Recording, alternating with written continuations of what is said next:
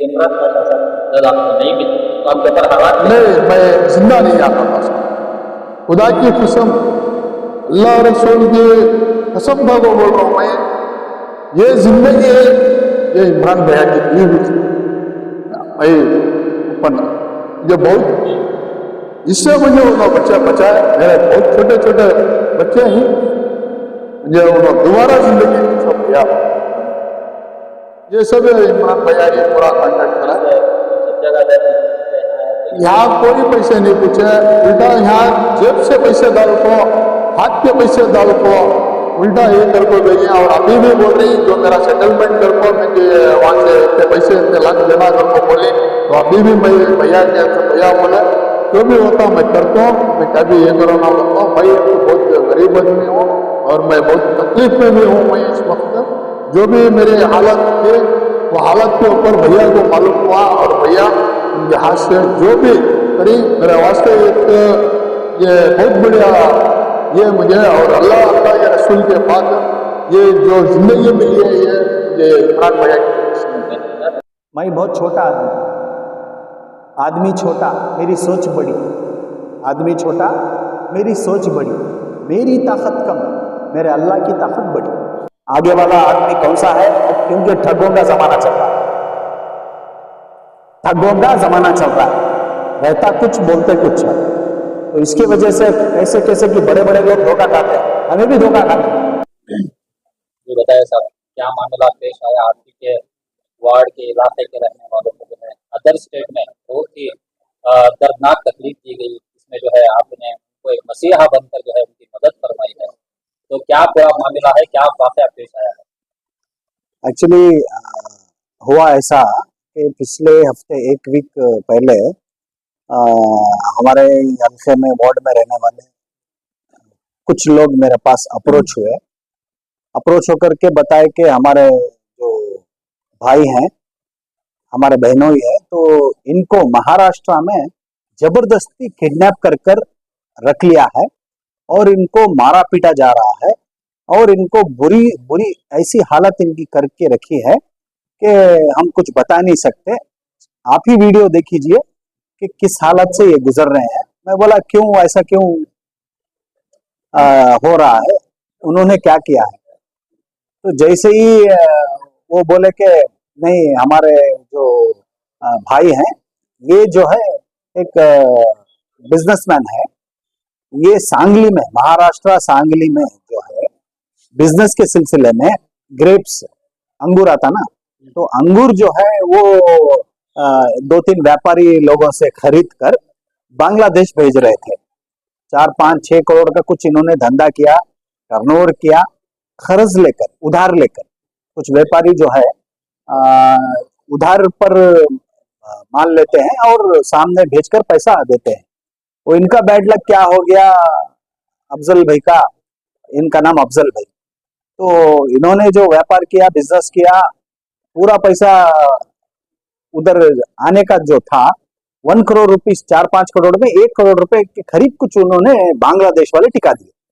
अब जैसा बांग्लादेश वाले 1 करोड़ रुपए टिका दिए, तो इनको पकड़ के उधर किडनैप करके रख लिया, मारा तोड़ा गया, बहुत बुरी तरह से इनके साथ पेश आए।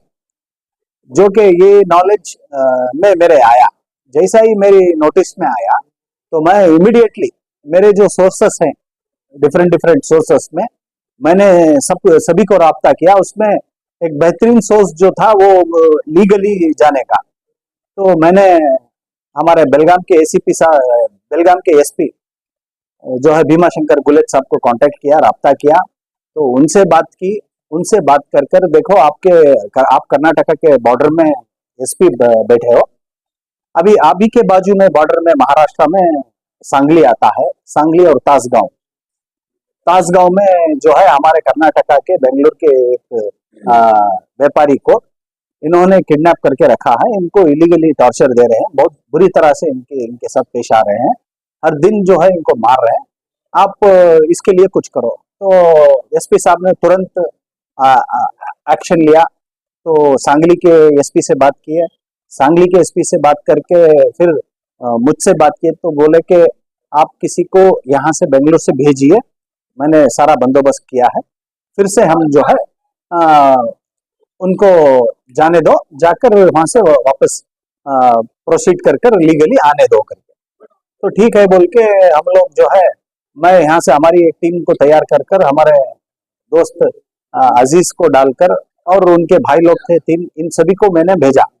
जैसे ही ये लोग यहाँ से रवाना होकर गए, अब जैसा गए एसपी ऑफिस में राब्ता किया, डीएसपी बोला, और वो जाने के पहले मैंने एक एडवोकेट को भी अपॉइंट किया था, लॉयर को भी अपॉइंट किया था, ताकि कोई लीगल में कमी ना हो। टेक्निकली जो भी कानून के दायरे में अभी लेना देना तो रहता है इंसान का, अभी गलती इनकी नहीं है, आगे वाला पैसा रोक दिया बांग्लादेश वाला, तो इसमें इनकी गलती किधर है? तो ये जो भी पेश आ रहे हैं गलत है। तो इसलिए फिर एडवोकेट हमारा पहुंचा, एडवोकेट के साथ हमारी टीम गई, तो एसपी ऑफिस में डीएसपी मिले, एसपी नहीं थे तो डीएसपी मिलकर पुलिस स्टेशन में बोला जाओ आप कंसर्न पुलिस स्टेशन में, मैंने बोल रखी है। तो जैसे ही ये लोग पुलिस स्टेशन की तरफ जाते हैं, पुलिस स्टेशन अप्रोच होने से पहले उधर पुलिस स्टेशन के सामने ही 50 लोग से भी ज्यादा उधर आकर रौबदारी कर कर, गुंडागर्दी कर कर, पुलिस के सामने ही जो इनको छुड़ाने गए थे उनको भी पकड़ के लेके चले जाते हैं। तो मुझे फोन आता है कि ऐसा देखो, आप बोले हम जाने के लिए, हम इधर आए तो अभी हमको भी पकड़ लिया। बोला आप टेंशन मत लो, ऐसा कुछ होने वाला नहीं है, इंशाल्लाह अल्लाह से उम्मीद रखो, भरोसा रखो, आप जो है थोड़ा डिप्लोमेटिकली उनके साथ पेश आओ, आपके साथ कुछ नहीं होगा, अल्लाह की मर्जी जब तक नहीं होगी तब तक कुछ भी नहीं होगा, इंशाल्लाह आपको मैं सही सलामत उधर से निकालता हूँ। फिर मैंने एसपी साहब से बात किया, फिर अजीज से बात किया, तो दोनों को मैं बात करके फिर से ऐसा हो रहा है करके, आप जो है थोड़ा हिकमत से उनसे बात करो, हिकमत से पेश आओ, हम जो आए हैं यहाँ आपकी जो प्रॉब्लम है इसको सॉल्व करने के लिए आए हैं, आपका पैसा कहीं नहीं जाएगा, ये जो सरीखा है ये गलत है, अगर इसको हम दूसरे तरीके से लेते हैं तो इसके ऊपर हमको अलग टाइप का, हमको भी कानून मालूम है, एक्सटॉर्शन का, किडनैपिंग का चार्जेस हम भी लगा सकते हैं। अभी ये नहीं करना है, अभी जो हमारे आदमी उधर बंद है उनको रिहा करो, और जो 3 आदमी 4 आदमी जो फिर से गए थे लेके आने के लिए उनको वापस लाओ। फिर एसपी उधर बात करके, फिर एसपी डीएसपी को डायरेक्शन देके, इंस्पेक्टर जो भी उधर गुंडागर्दी कर रहे थे, जो गलत तरीके से पेश आ रहे थे, तो उन लोग को बोला जो भी तुम लोग अभी यहाँ से लोगों को उठा के लेके गए, वापिस तुम लोग नहीं लाके छोड़ेंगे तो तुम्हारा एनकाउंटर निकलेगा। ऐसा करके एसपी ने डायरेक्शन दिया। फिर वो जो 4 लोग बेंगलोर से गए थे उनको भी रिहा कर दिया। फिर अगले दिन अफजल भाई को, तो इनका ही मेन मसला था, तो इनके साथ बातचीत करके फिर हमारे अजीज मुझे बात करवाए, तो जो भी वहाँ के मुखिया था, वहाँ के जो लीडर और वहाँ के जो पार्षद नहीं, वो तासगांव का, तो उनसे मेरी बात हुई, तो मैंने बात करके मैंने उनसे भी रिक्वेस्ट किया कि भाई जो भी हुआ वो चलो गलत हुआ है, ऐसा नहीं होना चाहिए था, लेकिन इसका मतलब ये तो नहीं कि आप किसी इंसान को जानवर की तरह पेश आएंगे, ऐसा नहीं करना है, ये जो भी है गलत है, तुम्हारे लिए कुछ भी तुम्हारा प्रॉब्लम है वो हम सॉल्व करके देंगे, आप बस जो भी हमारे लोग हैं उनको कर्नाटका बेंगलोर वापस भेजो। अगर आप हमारे लोग को रिलीज कर कर हमारी बात को अगर आप इज्जत दे रहे हो, तो हम भी ठीक बराबर से तुम्हारे साथ खड़े होकर तुम्हारा जो प्रॉब्लम हुआ है बांग्लादेश वालों से बात करके, बांग्लादेश में जो भी आपका पैसा रोक कर रखा है, मैं जैसा हमारी टीम यहाँ से बेंगलुरु से गोरीपाड्या पादरेनपुरा से महाराष्ट्र सांगली को भेजा, ऐसे ही बांग्लादेश को भी भेजूंगा आप लोग का हक मिलने के लिए, ये भी मैं करूंगा। बस मुझे आप ट्रस्ट कर कर मेरे लोग जो भी है बेंगलुरु से यहाँ आपकी कैद में बंद है, इनको तुम रिहा करो। तो अल्लाह ने उसको हिदायत दी, और हमारे अजीज की बहुत बड़ी मेहनत रही, अपनी जान पर खेलकर, शायद ही सबके बस की बात नहीं है, जो स्टोरी वो लोग उनके भाई आदिल और उनके घर वाले फैमिली वाले बता रहे थे, वीडियोस दिखा रहे थे, ये सब देखकर जाना बोले तो मैंने तो बस फोन पर जो भी हैंडल करना था वो मैंने फोन पर काम किया। फिजिकली जो है हमारे अजीज की मेहनत रही, फिजिकली अपनी जान पर खेलकर जाकर अफजल साहब को बचाकर बुलाकर सही सलामत लेके आए, इसमें हमारे एसपी साहब का भी मैं शुक्रिया अदा करना चाहता हूँ, भीमाशंकर गुलेब साहब का, और सांगली के एसपी उनका भी मैं शुक्र अदा करना चाहता हूँ। जिस तरह से अमन से ये लोग वापस आए, ठीक उसी तरह से जो भी हर्डल्स है, जो भी इनकन्वीनियंस होकर है बेंगलुरु और सांगली महाराष्ट्र के बीच में, तो इसको इंशाल्लाह जितना जल्द से जल्द हम कोशिश करेंगे कि इसको हम सॉल्व करें। आगे किसी को भी ऐसा, कोई भी बिजनेसमैन, कोई भी व्यापारी कहीं पर भी इस तरह से जाकर ना फंसे। आप जो भी बिजनेस करते, काम करते, देख दिखाकर काम करना चाहिए। आगे वाला आदमी कौन सा है, क्योंकि ठगों का जमाना चल रहा है, ठगों का जमाना चल रहा है, रहता कुछ बोलते कुछ है। तो इसके वजह से कैसे कैसे कि बड़े बड़े लोग धोखा खाते हैं, हमें भी धोखा खाएंगे, करोड़ों रुपए आना, गुमराह हुआ थी। तो ऐसा अगले बार अब जब हम काम करेंगे तो होश आवाज से हालात को समझकर, आगे वालों को समझकर काम करेंगे। मैं बस आप लोगों के चैनल के जरिए से अल्लाह का शुक्रिया अदा करना चाहता हूँ। अल्लाह अगर चाहते तो जिस किसी से भी काम ले सकते थे। जैसा कि हमारा आदिल भाई बताए, भाई मैं कहीं कहीं गया, बहुत सारी जगह पे गया आपके पास आने के पहले, लेकिन सब लोगों का एक ही डिमांड था। कोई 2 लाख मांग रहा था, कोई 5 लाख मांग रहा था, कोई 3 लाख मांग रहा था, इतना खर्चा आएगा, कोई इतना लाख दो, उतना लाख दो। बात करने से पहले पैसों की बात करते थे। हमारा पास खाने को पैसा नहीं है, हमारा पास बस की टिकट को पैसा नहीं है, हमारा पास पेट्रोल के लिए पैसा नहीं है। अब हम यहाँ से महाराष्ट्र की टिकट खरीद ना बोले तो भी हमारे बस की बात नहीं है, क्योंकि हमारे बड़े भाई उधर बंद है। जो कुछ भी था हमारा पास पूरा पोछ पाछ कर हमने उन लोगों के हैंड ओवर कर दिया है। अभी तो बस अल्लाह है, उसके बाद में अल्लाह के भरोसे मैं आप लोगों के ऑफिस में आया हूँ। आप हमारा हाथ पकड़िए करके बोल के हमारे आदिल भाई, करेक्ट है भाई? तो मैं मेरे सरफाई खास से, मैं बोलना ठीक नहीं, वो उन्होंने बोले, फिर भी मैं तुम्हें बता रहा हूँ, जो भी खर्च था मैं बोला 1 रुपया खर्चा करने की जरूरत नहीं। यहाँ से जाने, वहां रहने, होटल में सोने, खाने पीने, जितना भी खर्चा आएगा, मैं हमारे भाई को, अजीज को बोल दिया कि जितना भी खर्चा आएगा तुम करो बोल के। मैं इनको पैसा दिया जाने का, आने का, और वापस आने तक।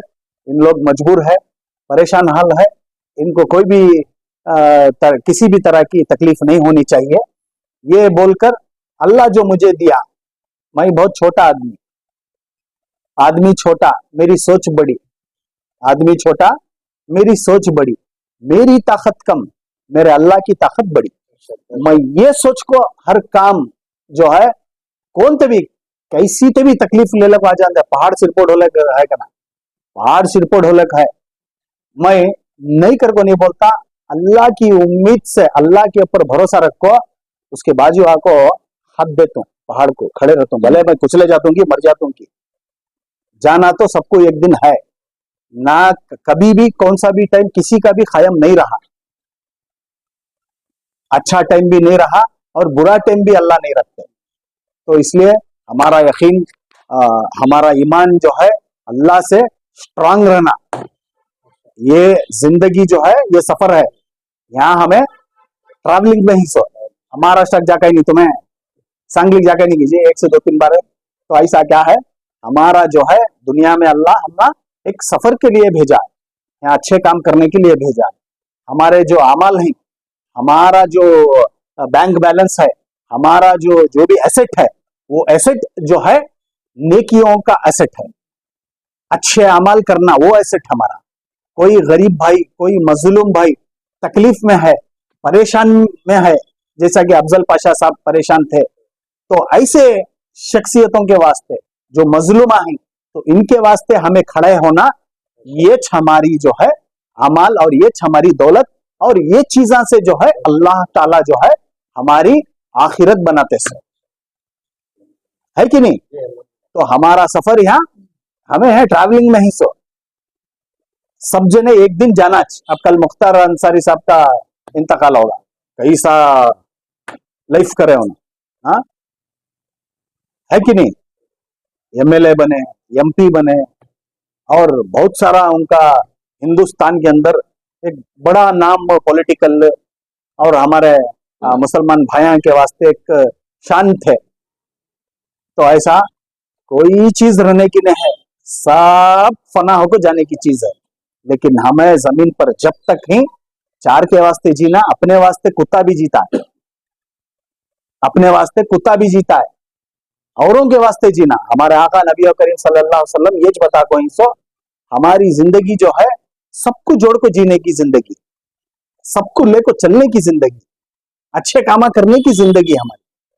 नबी हमने वो रास्ता दिखा को सो हमें जितना हो सके 100% तो हमें नबी करीम सल्लल्लाहु अलैहि वसल्लम को फॉलो नहीं करेंगे, कुछ तो उनके अच्छे नेकियां, कुछ तो उनके सुन्नता हमें फॉलो कर को अच्छे कामा कर को इंशाल्लाह जब तक ये जमीन पर ही दुनिया में ही चले जाएंगे, अच्छे कामा कर को, है कि नहीं। तो मैं समझता हूँ अल्लाह ये काम जो है ये इसका क्रेडिट जो है मेरे अल्लाह और रब्बुल इज्जत कुछ जाता सो की बोले तो अल्लाह किससे काम लेना, कब काम लेना, कैसा काम लेना, ये अल्लाह से हो सकता सो। तो मैं अल्लाह का शुक्र अदा करता हूँ कि अल्लाह ताला जो है मुझ जैसे एक छोटे शख्सियत के हाथ से इतना बड़ा काम लिया कर को शुक्रिया। बोलो, क्या नाम आपका, क्या बिजनेस करते हैं, क्या हालात है यहाँ पर, मेरा नाम किस तरह से मदद आपको मिली है? मेरा नाम अफजल पाशा, मैं लाहरपल्ले से हूँ। मैं ताजगांव महाराष्ट्र सांगली वहाँ पर अंगूर के व्यापार की वजह से गया था। तो व्यापार सब अच्छे से अच्छा चल रहा था, थोड़ा लेन देन की वजह से थोड़ा गड़बड़ों को मुझे उधर कैद कर को रखे थे। और मेरे वहाँ पर मैं किसानों से तो लेन देन में कुछ भी नहीं कराया था। तो मैं लिया था माल, व्यापारी से माल लिया था। तो व्यापारी क्या कर दिया, मेरे ऊपर डाला गया, उमेश लेको इंश्योर को बोला गया। तो पूरे किसान क्या करे, मुझे पकड़ ले को एक जगह पर जंगल में एक रूम में कैद कर को रखे थे। और मुझे मेरे ऊपर रात को पीलेगा को टॉर्चर करना, मारना, तोड़ना, ऐसा सब ये करे। और कोई बोलता दाढ़ी जला दो, कोई बोलता इसे छोड़ो ना को टुकड़े मार डालो, ऐसा करो। कितने दिन पहले का वाकया है, कब हुआ क्या? मैं आज बेंगलुरु को आया, मैं ये हमारे इमरान भैया की वजह से मैं यहाँ आया। ये रमजान का मामला है। जी रमजान का मामला है। और मेरे ऊपर जुल्म तकरीबन 15-16 दिन मेरे ऊपर बहुत जुल्म चला। मुझे खाना पानी कुछ ऐसा बहुत परेशानी, मुझे बहुत चीजें, बचाने वाला नहीं है। कोई नहीं था। और मैं बहुत जनों को वीडियो बना के मोबाइल से मेरे भाई को मैं डालता था, भाई ऐसे ऐसे हो गया है, बहुत तकलीफ में हूँ मैं। बेंगलुरु के बड़े बड़े लीडर आए, इनसे भी जाको जरा बात कर को रहती, क्या भी ये कर भाई को बोला था मैं, लेकिन कोई भी रिस्पॉन्स नहीं दिए। तो वहां जहां भी मेरा भाई जाता तो बात क्या आती है, पैसे पूछते। तो उनकी आज्ञा रहती ना, अब उन्होंने बोलते वहां बात करना तो मुझे कितने देती, 2 लाख दिया लो, 4 लाख दिया लो, काम करा को दिया तो ऐसा ऐसा सब करते थे। तो हमें पूरा तुड़िए थे, हमारे पास कुछ भी नहीं है। कितने मदद मांगे? मैं वीडियो में बना को हमारे जमीर अहमद साहब को भी डाला, लेकिन उन तक वो वीडियो पहुंचा नहीं पहुंचा वो मुझे मालूम नहीं। मैं मदद बहुत 3-4 वीडियो बना को मैं डाला। और मेरा भाई उधर उनके ऑफिस तक भी जाको है। तुम्हारी हालत क्या थी? मेरी हालत उस टाइम पर बहुत खराब थी हालत। मुझे दाता ऐसा पूरा मार को ये करते हैं, और यहाँ पूरा फसलियां को इधर सब पूरा मुझे बहुत जगह मारा पड़ गई। तो मैं बात करने की कंडीशन में नहीं था। तो मैं मेरे भाई से ये करना, फिर मेरा भाई मुझे फोन करता, नहीं भाई हर आदमी पैसा पूछ रहा, मैं पैसे कहाँ से ले लेता हूँ फिर वो बोल को। बाद में फिर एक हमारे रिश्ते के भाव जी, तो उन्होंने क्या करे, सीधा आपको यहाँ 13 क्लास में जो हमारे कारपेंटर साहब जो गोरी पढ़ लेके इमरान पाशा साहब जो है उनके पास आपको यहाँ उन्होंने क्या करे, हमारे एरिया के तुम्हें ये है कि नहीं? मैं लायर पढ़ लेगा, अच्छा, तुम्हें मैं लायर पढ़ लेगा, लेकिन उन्होंने ये हैं के उन्होंने क्या करे, उन्होंने एक हमारे इमरान पाशा साहब को ऐसा गरीबों को मदद करने वाले, मैं जाको तुम्हारे वास्ते उनके पास में मदद पूछता हूँ फिर को बोल को उन्होंने यहाँ आए आको उन्होंने ऐसा ऐसा पूरा इमरान भैया से पूरा बोलने के बाद में तो उन्होंने इमरान भैया क्या करे, पूरा समझ को जैसा करना क्या करना इमीडिएट काम करे, ना बगैर पैसे कुछ भी नहीं। उनके खुद के पैसे कितने क्या किसे क्या दी पता नहीं, लेकिन फिर वहां यहाँ से टीम बना को मेरे भाई को, हमारे इमरान भाई के जो अजीज भाई है, इनको एक टीम बना को पूरा खर्चा पानी, वहाँ रहने रूमा का, खाने पीने, हर चीज को कई पैसे अपने जाती रुपए डाल को इनको पूरा मदद करे। और मुझे वहां से बड़े बड़े जो बेलगाम के जो एसपी साहब थे वहां से कांटेक्ट करके पूरा, ये सब इमरान भैया ही पूरा कांटेक्ट करा है। सब जगह गए, पैसे पूछे, यहाँ कोई पैसे नहीं पूछे, उल्टा यहाँ जेब से पैसे डाल को, हाथ के पैसे डाल को उल्टा ये कर को भेजे। और अभी भी बोल रही जो मेरा सेटलमेंट कर को मुझे वहां से इतने पैसे इतने लाख देना कर को बोले, तो अभी भी मैं भैया के, तो भैया बोले जो भी होता मैं करता हूँ, तो मैं क्या भी ये करो ना करता हूँ। मैं एक तो बहुत गरीब आदमी हूँ और मैं बहुत तकलीफ में भी हूँ। मैं इस वक्त जो भी मेरे हालत थे, वो हालत के ऊपर भैया को मालूम हुआ और भैया उनके हाथ से जो भी करी मेरे वास्ते एक ये बहुत बढ़िया ये मुझे, और अल्लाह अल्लाह के रसूल के बाद ये जो जिंदगी मिली है ये मुझे इमरान भैया की वजह से मिली। उम्मीद थी क्या तुमने वापस नहीं नहीं, मुझे उम्मीद नहीं थी। और मैं बीच में क्या करिया, अजीज भाई आने से पहले मेरा भाई एक बार आको गया था, उससे पहले भी एक बार आको गया था, 2 बार आको पेड़ होको गया मेरा भाई, 2 से 3 बार। जब मैं सोच दिया नहीं होता अब ये कैसा भी मुझे मारती जान सेच कर को बोल को, क्योंकि तो वहां पर हथियार मेरे सामने थे और वो ओपन बोलते थे, वो मेरे पीछा बना को ले को तुझे एक काम भी दफना वाले तो भी अपना कौन भी पूछते नहीं, बचाने वाले जी कोई नहीं आया उधर, मेरे वास्ते कोई नहीं आया। क्यों क्यों बोले तो चेहरे पे मेरी सुन्नत थी, चेहरे पे मेरी सुन्नत थी, तो उस वजह से बहुत हेवी टॉर्चर भी हुआ मेरे ऊपर।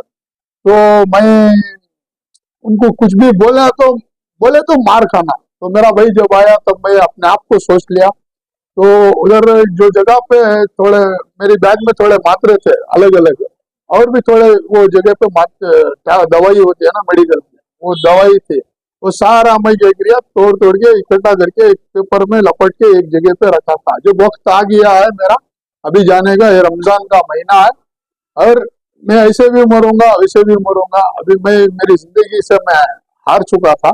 जब मेरा भाई आया तो मैं इसे जब जैसा मैं उसको देखा तो मुझे ऐसा लगा कम से कम ये बॉडी तो भी घर को चले जाएंगे, घर को बोल को मेरे भाई को दिया।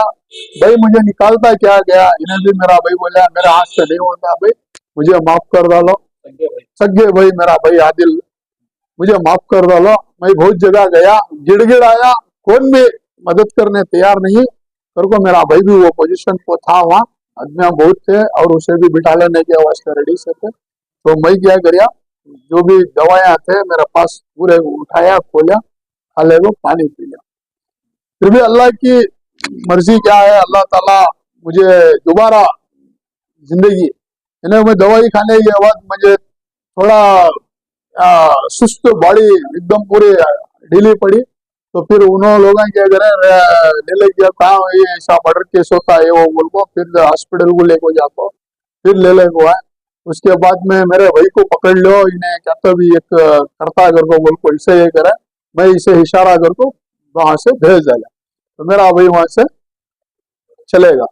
जाने के बाद फिर थाने को मुझे नहीं, तो मेरा भाई मेरा थाने के पास गया तो वो क्या बोले वो एनसीआर, वो एनसीआर इन्हें कराया तो पुलिस आई आने को, फिर मुझे वहां से हॉस्पिटल से पुलिस स्टेशन को ले होगा, जाने हमें क्या किस्सा है, ऐसा ऐसा बात करे। फिर उन्हें भी वहां भी जो इंस्पेक्टर साहब थे उन्होंने क्या बोले ठीक है तो अब जाना तो जा, चक्का दे को जा कर को बोला। तो मैं देने के वास्ते भी तैयार था। तो फिर रात को मुझे फिर उन्होंने बोले चक्का दे को जा, लेकिन इन्होंने क्या करा फिर मुझे ले लेगा को वो गोल्डन में बंद कर डाला। फिर बंद कर डाल को न्यूज पेपर वो हमारे अंगूर के बड़े बड़े बंडला बंडला रहती, वो सारे अंदर डाल दो, और क्रेट से जो प्लास्टिक के क्रेटा आती ना वो डाल को अंदर लगा लो को, ऐसा बातें कर लेते हैं। उस टाइम पर मैं फिर एक वीडियो बनाया, वीडियो बना को छोड़ा, मुझे बचाओ मैं बहुत ये हूँ घर को बोल को, वीडियो सारे मैं आपको दिखाऊंगा और दिन और डेट के साथ में वीडियो से वो सारे। उसके बाद में उन्होंने थोड़ा भी मेरे ऊपर ये करे नहीं, बाद में ये फिर यहाँ पर आके मदद मांगने से हमारा इमरान भैया मुझे निकाले। अगर इमरान पाशा साहब की मदद आपको नहीं मिलती तो आपके ऊपर हालात नहीं, मैं जिंदा नहीं आता था साहब, खुदा की कसम, अल्लाह रसूल के कसम खा को बोल रहा हूँ मैं, ये जिंदगी ये इमरान भैया की दी हुई जिंदगी। भाई ओपन मुझे बहुत, इससे मुझे उन्होंने बच्चा बचाया, मेरे बहुत छोटे छोटे बच्चे ही मुझे उन्होंने दोबारा जिंदगी दी। सो भैया हमारा नाम मेरा नाम अफजल पाशा।